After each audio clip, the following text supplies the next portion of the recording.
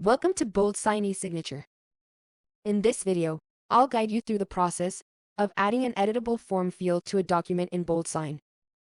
An editable date field is a form field that allows users to specify a date within a document or form. Its significance is ensuring users input accurate dates to meet specific needs and streamline processes. Editable date fields are helpful in legal documents, event planning, project management, and more, ensuring precise date entry and accurate record keeping. Let's consider a scenario where an HR manager manages employees' onboarding process. The onboarding form has a joining date range specified.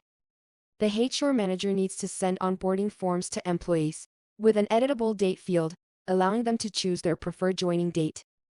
This approach allows customization of the onboarding process to meet the needs of each new employee, while maintaining compliance with company policies and the specified time frame. Let me demonstrate how to do that in detail. The first step is to access the BoldSign application page. I click the Create New button and choose Create New Document. This takes me to the Prepare Document page, where I upload the employee onboarding form.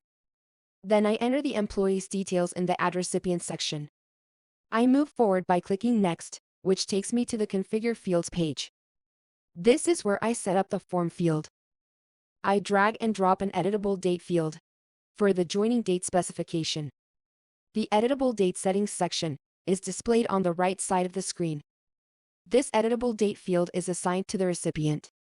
I can change the signer here if the signature request includes multiple recipients. By default, this editable field is marked as required. The date format from the business profile is displayed in the Date Format section. I can also change the date format from the Date Format drop-down, if necessary.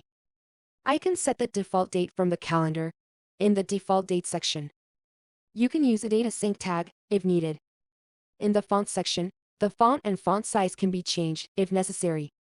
You can also customize the date style to bold, italics, underline, or change the font color by clicking the Color drop-down.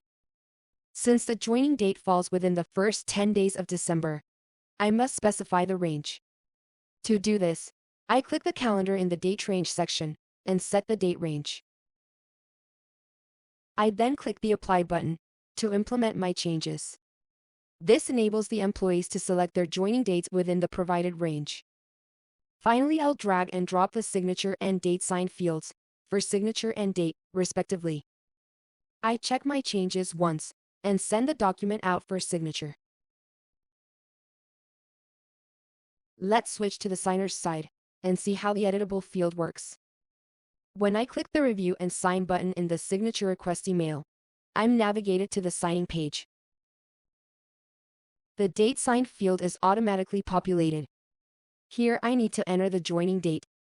When I click the editable date, the December calendar with the specified date range is displayed. I can only select a date within the specified date range, as all other dates are disabled. I then select the joining date. Finally, I add my signature and complete the signing process by clicking the Complete Signing button. This is how editable date fields are used to get the preferred dates from signers in BoldSign.